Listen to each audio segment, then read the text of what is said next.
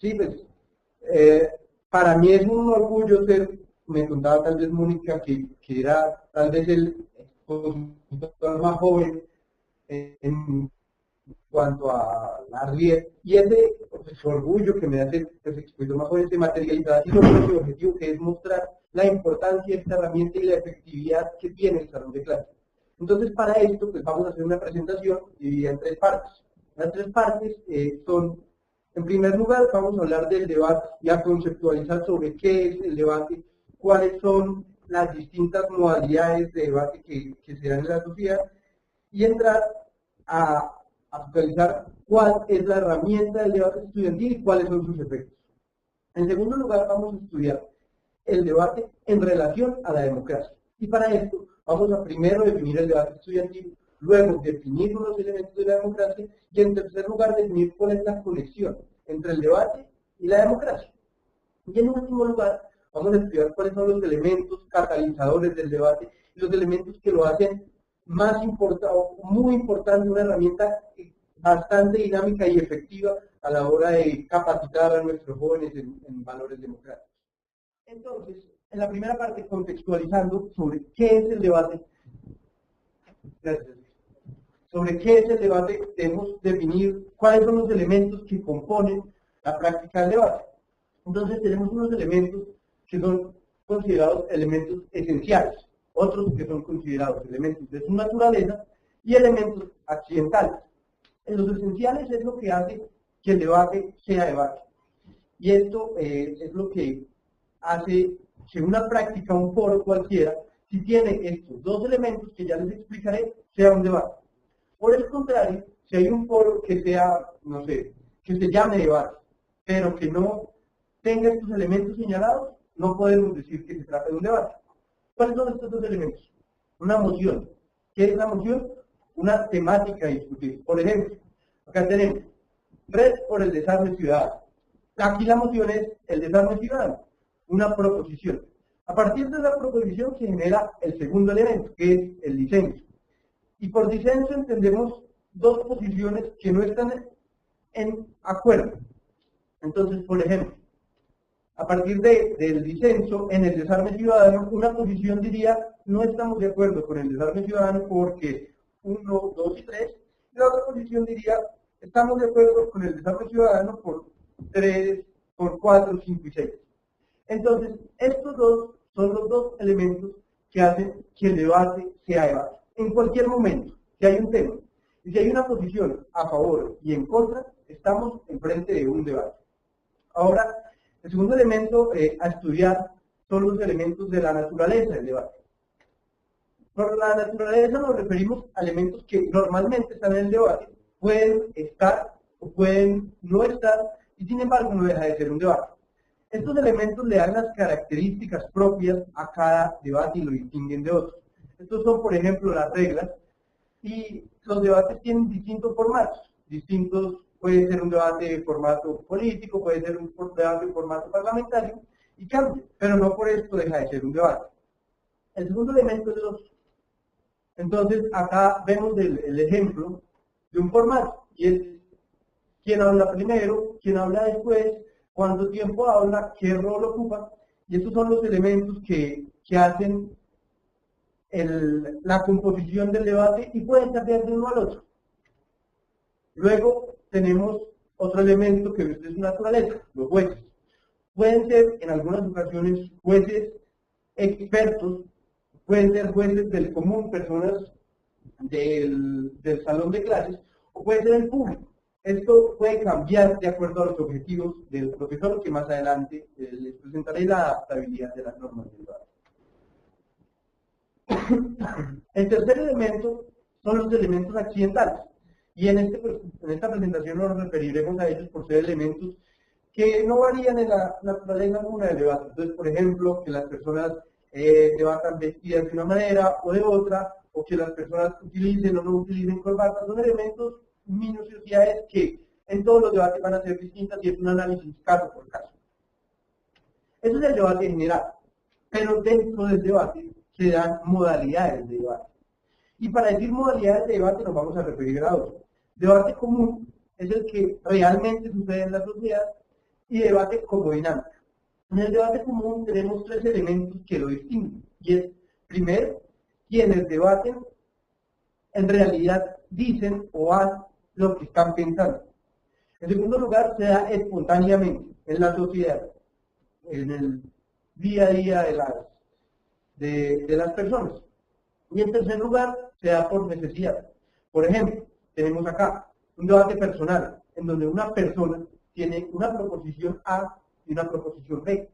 Y en sí mismo tiene que escoger entre, por ejemplo, cometer un acto o no cometerlo. Y tiene razones para cometer, por un lado, el acto y razones para no cometerlo. Entonces aquí vemos que se dan los dos elementos que señalamos. Y es, hay una moción, cometer o no cometer el acto, y hay dos posiciones, A y B, y hay argumentos para cada uno. En segundo lugar, también podemos definir un debate como un debate familiar, que un hijo pueda o no pueda realizar determinada conducta, o que la familia se desplace o no se desplace a determinado lugar. Es una decisión que se da en grupo, en consenso con el grupo familiar. Y por esta razón, es también otra modalidad de debate común que se da en la vida real, en el día a día. También tenemos otro escenario y es el debate político. Aquí tenemos una foto de una asamblea general de la Organización de Estados Americanos, y es el debate en donde alguien no solamente representa quién es, sino también representa a un Estado, representa ideas de otras personas que están detrás suyo. En este debate se define lo mejor para la sociedad entera. Y el otro modalidad de debate común es el debate social. En el debate social, simplemente un grupo de personas, por ejemplo, un barrio, un edificio, una comunidad, discute y decide qué es lo mejor para ellos. Pero como les venía explicando, todas estas se definen porque en realidad se dan en la vida diaria. Y esto sucede sin que lo promovamos, solamente sucede por el vivir en sociedad. Ahora, dentro de la práctica del debate, también, pues, aparte del debate común, existe el debate como dinámica. Y un elemento que une a todo el debate como dinámica es que es provocado. Al decir que es provocado, nos referimos a que no sucede en el día a día, sino que las personas se organizan y tienen el objetivo de debatir. En el segundo lugar, es que no necesariamente quienes hablan creen lo que están diciendo. Entonces, por ejemplo, puede ser una dinámica en donde alguien formule argumentos, pero simplemente es la dinámica. Y como diría pues, el argot popular, se queda en el juego y en la dinámica del momento. La diferencia entre estos distintos clases de dinámica del debate, pues yo los clasifiqué en tres tipos. Sin embargo, existen muchas clasificaciones. Entonces está el debate social. Aquí en la presentación tengo una imagen que es de una dinámica social o de una iniciativa que se llama Batallas de Barrio. Batallas de Barrio es una iniciativa muy interesante de una fundación que se llama La Familia Yara, en donde utilizan el debate y lo combinan con el rap en formato freestyle. Entonces van a los barrios de Bogotá y ponen a la gente a debatir en su argot. Entonces hay un orador en un lado y el otro en el otro lado, y debaten y rapean a la vez. Es demasiado interesante. Entonces, esto es una demostración que el debate se puede combinar con iniciativas sociales para generar distintos efectos.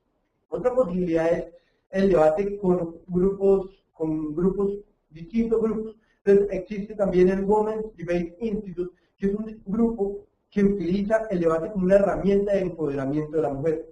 Y así existen distintas iniciativas que van desde el debate en las cárceles. Por ejemplo, pueden consultar en internet debate Malcolm X, que significa pues, que son una modalidad de debate que se da en realidad en las cárceles de distintos lugares, y su historia es que en realidad Malcolm X, el activista, cuando estaba en prisión, lo realizó y llegó a conclusiones muy interesantes, y por eso pues, muchos formatos de debate que se realizan en las cárceles de distintos lugares se llaman así.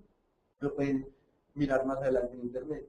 La segunda modalidad que hay dentro de las dinámicas del debate son debates competitivos. Y aquí lo que define que sea competitivo el debate es que se define necesariamente quién gana y quién pierde. Entonces, en estos debates competitivos hay unas normas que permitan que las personas compitan en igualdad de condiciones. Y ellos se distinguen porque tienen unas normas bastante rígidas. Aquí en primer lugar vemos el World Schools Debating Championship, que es el campeonato mundial para colegios. Este año se realizó en Turquía y hubo participación de equipos de Chile, de Perú, y se caracteriza por su espíritu competitivo. En segundo lugar está el debate universitario competitivo, donde el objetivo es que las personas compiten por tener la razón. Aquí en esta charla yo no me voy a referir a este tipo de debate, sino a otro tipo de debate que ya más adelante les voy a exponer. Y también existen otros modelos de debate, donde hay una proposición y dos personas y dos ideas, a favor y en contra. Los ejemplos pueden ser un modelo de Organización de Estados Americanos y un modelo de Naciones Unidas. En ellos se simula que está en una dinámica en donde hay alguien a favor y hay alguien en contra. Y por eso también lo podemos definir como debate. Aquí me voy a referir a un modelo que venimos a proponerles, que se caracteriza por obtener distintos elementos de todos ellos, que es el debate estudiantil. Por debate estudiantil vamos a entrar a la segunda parte de nuestra exposición, y es donde definimos los elementos de nuestra propuesta, lo que queremos que se haga en las distintas entidades escolares, universitarias de Latinoamérica. Por debate estudiantil tenemos un sistema que se caracteriza porque tiene flexibilidad normativa. ¿Qué quiere decir esto? Que el profesor puede adaptar las normas del debate respecto de lo que quiere. Entonces vimos que había unos elementos de la naturaleza del debate. Elementos como el tiempo, la investigación, los jueces. Todos estos elementos se pueden modificar de acuerdo al objetivo que el profesor quiere en clase. Entonces, por ejemplo, tenemos un profesor que quiere promover el respeto de los derechos humanos. Podemos hacer que este profesor incluya en la normatividad que las buenas propuestas respetuosas de derechos humanos van a ser premiadas en el debate. Por otro lado, queremos un profesor quiere que se promueva la investigación. Dentro del reglamento del debate puede proponer que haya una semana para que una persona investigue y a partir de esa investigación se haga el debate. Así, las distintas habilidades que más adelante vamos a tratar se pueden promover por medio de esta flexibilidad normativa. Y aquí es donde juega un papel muy importante el rol del docente. El docente, como organizador de la actividad, tiene un rol primordial, que se divide o podemos dividirlo en tres partes. En primer lugar, tiene que fijar los objetivos. No es lo mismo un debate que se hace para definir si una persona es culpable o no, como el que se podría hacer en un juicio, que el debate que se hace para definir si una comunidad castiga o no a una persona socialmente por una conducta mal hecha. Los objetivos son distintos y aquí el profesor tiene un rol muy importante porque tiene que definir los objetivos del debate. Una vez ha logrado definir qué es lo que quiere hacer con el debate, el profesor pasa a una siguiente etapa y es que conforme a esos objetivos fija unas normas. Existen distintas clases de normas que pueden ser la base. Entonces aquí entra el elemento natural que les contaba del formato. Existe un formato, por ejemplo, Karl Popper, que es el filósofo austriaco, que es un formato que se basa en sus propuestas, que privilegia la investigación, privilegia la espontaneidad al hacer cuestionamientos. Existe otro formato que es el formato Parlamento Británico, que privilegia la espontaneidad, que privilegia la construcción de ideas a partir de lo que otros formulan, que privilegia la reputación, y así existen distintos modelos. Sin embargo, al ser nuestra propuesta de flexibilidad normativa, los modelos constituyen una base para que el profesor tenga un esquema general. Una vez tiene ese esquema general, pero tiene unos objetivos propios, los fija en el formato que se propuso. Entonces, de esta manera, logramos que tenga una base normativa y además que responda a la inquietud del docente en el momento específico. También tenemos una tercera exigencia para el rol del docente, y es la enseñanza. Una vez el docente tiene un objetivo y tiene un reglamento, tiene que enseñarle a sus alumnos cómo cumplir con el reglamento. Entonces, en el ejemplo que dábamos de la investigación, dijimos, es un debate que va a dar una semana para que las personas investiguen. Pero no solamente es suficiente con que se dé esto en el reglamento, sino que el profesor tiene la obligación de enseñarle cómo investigar a sus estudiantes. Y así va a suceder en los distintos elementos que el reglamento impone. Entonces, por ejemplo, una habilidad que se quiere promover con el debate es que las personas tengan una habilidad lógica y argumentativa para encontrar argumentos y para descifrar falacias. Entonces, la obligación del profesor es, uno, fijar el objetivo, generar lógica en la población estudiantil. Dos, fijar el objetivo en la reglamentación. Entonces, fijar lógica en la población estudiantil y los jueces la valorarán positivamente. Y el tercer punto es generar que el estudiante pueda hacer ese proceso lógico para entender qué es un argumento y entender qué es una falacia. Así, el rol del juez se da en esas tres facetas, el rol del profesor se da en esas tres facetas y logramos beneficiar a la población estudiantil, que va a ser el receptáculo de todas estas, de este tripartito rol del docente para poder generar la dinámica efectiva. Ahora, ya entendemos la propuesta del debate estudiantil. Ahora tenemos que articularlo con la propuesta de esta charla y es con la democracia. La democracia, pues como todos lo entendemos, es un mecanismo donde el pueblo participa o el pueblo obtiene el poder. Pero esos mecanismos necesitan ser direccionados, ese poder del pueblo necesita ser direccionado. Entonces, es direccionado por medio de mecanismos de participación ciudadana. Esos mecanismos de participación ciudadana se pueden dividir en componentes, pero es el medio por el cual el ciudadano hace efectivo ese poder que tiene. Entonces, por ejemplo, el ciudadano que vota está ejerciendo un mecanismo de participación ciudadana. Entonces, estamos hablando de los componentes, y si los podemos dividir, los dividiría yo en dos, que es los componentes externos y los componentes internos. Por los componentes externos nos referimos al sistema electoral, al sistema de participación. Entonces, por ejemplo, un referéndum tiene que tener un componente externo de transparencia y para que sea adecuado la participación ciudadana. Pero también nos hace falta un componente vital, que son los componentes internos, y es quién ejerce ese mecanismo de participación.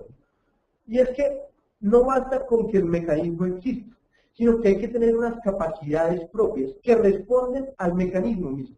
Entonces, de nada vale que exista el voto si las personas no ejercen su derecho al voto.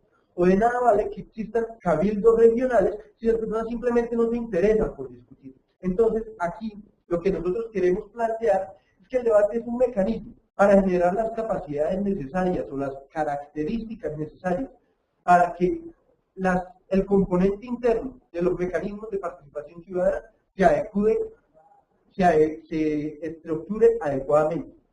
Entonces, la propuesta es articular el debate estudiantil con los mecanismos de participación ciudadana para así tener un individuo más capacitado. Pero entonces, ¿qué conexión establecemos entre una necesidad y una posibilidad que nos da el debate? Aquí vemos el sujeto, la persona de a pie. Es una persona común y corriente que va por su vida tranquila. Entonces la pregunta es, ¿qué necesita ese sujeto para ejercer efectivamente la democracia? O para ejercer de buena forma la democracia. Necesita características propias. Entonces pueden proponer distintas habilidades. Yo seleccioné unas que considero muy importantes y lo que vamos a hacer es ver cómo el debate puede o no puede generar esas habilidades. Entonces, tenemos, por ejemplo, interés, que sea una persona que se interesa por lo que pasa en su contexto, que se interesa por su entorno, porque no podemos pretender que alguien ejerza la democracia si vive en un mundo paralelo en donde no se interesa por qué le pasa a su vecino, por qué le pasa a su población. Ese interés es el sentido de pertenencia por una comunidad. También tenemos pensamiento crítico. Y es que una persona, a partir de interesarse en un tema y a partir del conocimiento que tenga, puede formular su propia postura. Puede decir que está de acuerdo y en qué no está de acuerdo. Y esto es un problema grave en Latinoamérica, porque la maleabilidad de la opinión política hace que la democracia pierda valor. Entonces, en este sentido, el pensamiento crítico es una característica altamente necesaria para ejercer de buena manera la democracia. Por lo siguiente, y es que para opinar y para tener una postura, necesito necesariamente conocer cuáles son los elementos de esa postura, cuál es el fondo de esa temática. Entonces, no podemos pretender que un ciudadano genere un pensamiento crítico frente al desarme ciudadano si no sabe qué es el desarme. O no podemos pretender que se dé un debate serio de la sociedad sobre la tauromaquia o no, si no sabemos, si la gente no sabe cuáles son las implicaciones de una posición o la otra. Entonces, el conocimiento es necesario para poder ejercer la democracia. Porque una sociedad sin conocimiento necesariamente es una sociedad altamente manipulable. Y una sociedad altamente manipulable no es una sociedad con un buen sistema democrático. Entonces, a partir del conocimiento necesitamos también tolerancia. Porque con el conocimiento podemos acceder a las distintas posturas sobre el mismo tema. Y no estamos diciendo que por tolerancia debemos entender que una persona acceda a lo que el otro piensa en todo caso. No decimos que una persona tiene que estar de acuerdo con la otra. A lo que nos referimos con tolerancia es que una persona entienda su argumento, pero que también entienda la posición de la otra persona. Y al referirnos a esto, también nos referimos a la coexistencia de la diversidad, porque no es posible que en una democracia convivan distintas posturas que no se toleren, porque entonces ya derivaría en un sistema distinto. Y el quinto aspecto que destaqué como una característica necesaria para ejercer la democracia son las habilidades comunicativas. Y es que la democracia, al ser un sistema de organización social, no puede pretender ser algo distinto a la comunicación entre las personas. Y es que entender, en primer lugar, entender lo que la otra persona dice. Y en segundo lugar, poder expresar lo que yo pienso. Son dos habilidades totalmente indispensables. Porque no podemos pretender generar una opinión común, o generar un consenso común, o generar disensos que se entiendan si las personas no se comunican de manera efectiva. Entonces, lo que yo les vengo a exponer o a mostrar es cómo el debate puede generar cada una de estas habilidades o de estas capacidades necesarias para ejercer la democracia. Entonces, interés. ¿Cómo la dinámica del debate puede generar interés? En primer lugar tenemos las mociones. Las mociones es el tema a debatir, lo que les exponía anteriormente. Entonces, por ejemplo, esta casa considera que se deben prohibir los cigarrillos. Es una moción, es un ejemplo de una moción. Entonces, esto despierta el interés de una persona para saber, uno, cuáles son las razones para prohibir o no prohibir, cuáles son los efectos de prohibir el cigarrillo, cuáles son los efectos de no prohibir el cigarrillo, y hacen que una persona se despierte y viva en contacto con lo que sucede porque se interesa. En segundo lugar, en un debate se analizan propuestas y contrapropuestas, y al igual que como sucede en el debate de una ley, alguien propone algo. Entonces, a partir de la moción, esta casa prohibiría el cigarrillo. Alguien simplemente propone, esta casa prohibiría el cigarrillo y lo convertiría en lo perseguiría como se persiguen los narcóticos. Eso es una propuesta. Y esa propuesta tiene que ser analizada. Entonces, cuando a alguien le proponen algo, se interesa por cuál es el fondo de lo que le están diciendo. Entonces, cuando alguien se interesa por ese fondo, ya hemos logrado el objetivo de dar a conocer el otro elemento. Y en tercer lugar es empoderamiento. Y es que cuando una persona propone y la otra persona tiene la posibilidad de estar a favor o en contra, alguien entiende que tiene la capacidad de proponer. Y la capacidad propositiva es un elemento importante para generar otras iniciativas. Entonces, a partir del debate, no solamente se genera el debate en sí mismo, sino que cuando una persona debate una moción y entiende la capacidad que tiene de proponer o de oponerse a algo, se le está dando capacidad, y esa capacidad deriva en empoderamiento, que a su vez va a derivar en otras iniciativas sociales. Y por esta razón el debate nos entrega y hace que una persona se articule con interés para poder ejercer la democracia. El segundo elemento es pensamiento crítico. Y el pensamiento crítico es importante en la democracia, como habíamos dicho, para que no sea manipulable la masa política. Y ese pensamiento crítico se construye a través del análisis. En el ejemplo que pusimos anteriormente de esta casa prohibiría el cigarrillo, alguien hizo una propuesta. Prohibiría el cigarrillo y lo convertiría y lo perseguiría como se persiguen a los narcóticos. Esa propuesta va a ser analizada por su contraparte. Y cuando es analizada, tiene la posibilidad de oponerse, pero no se opone a la propuesta por sí misma, sino que se tiene que oponer con unos argumentos. Esos argumentos son producto de la observación. Entonces aquí tenemos los tres elementos del pensamiento crítico, y es análisis en primer lugar, en segundo lugar, observar y entender la propuesta ajena, porque no la puedo refutar, no la puedo pretender refutar si no la entiendo a plenitud. Y el tercer elemento es la reputación.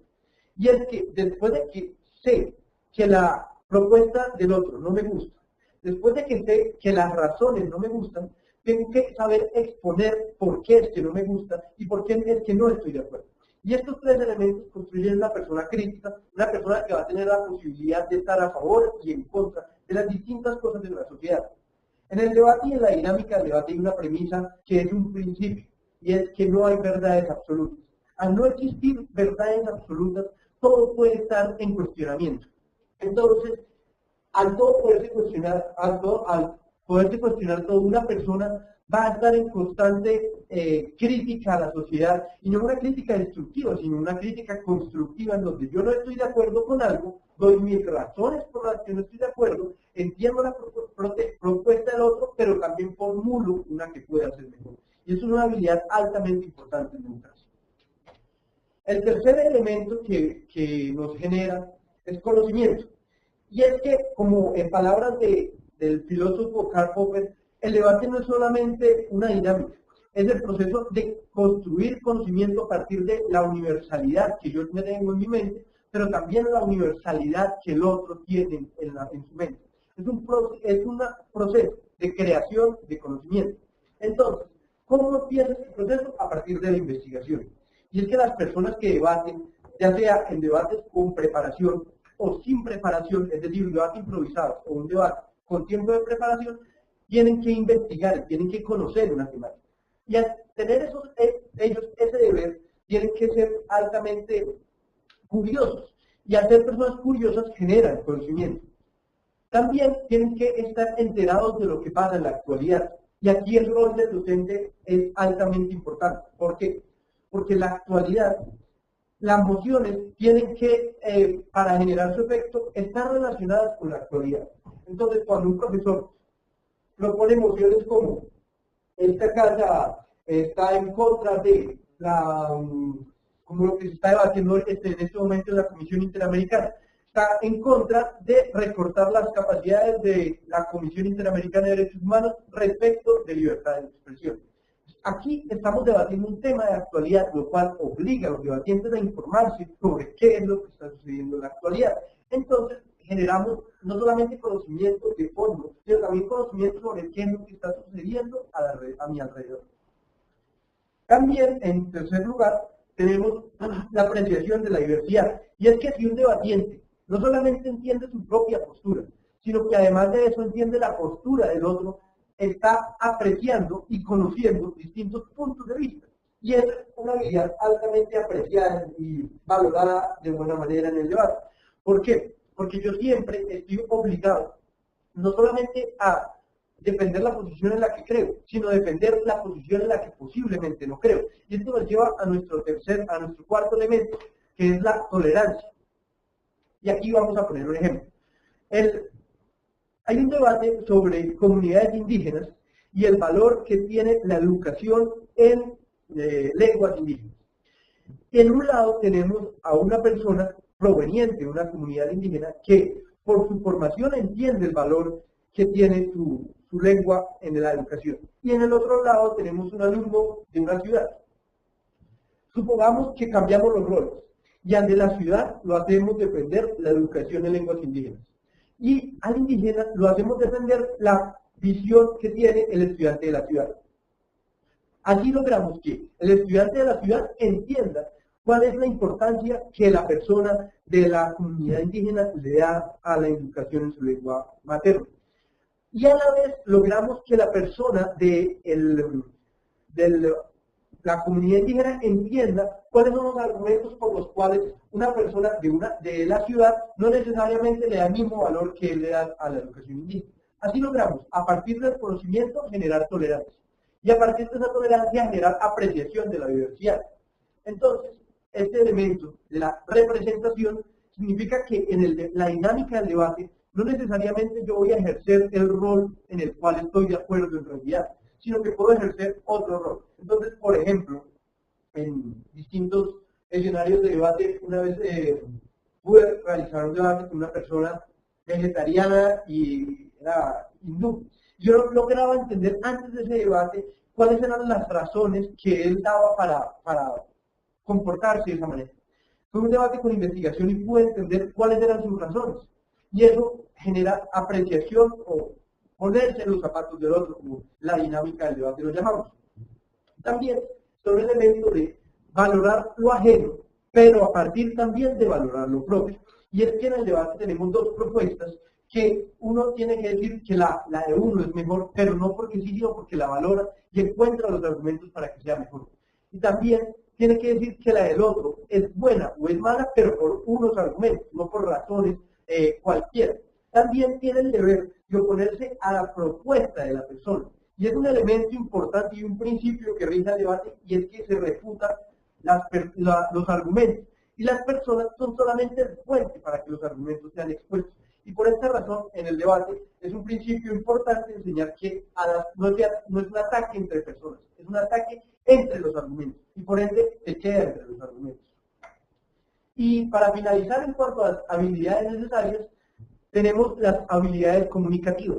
Y el debate es, en esencia, comunicación, en dos facetas. En una faceta activa, donde yo propongo, y en una faceta pasiva, en donde yo escucho.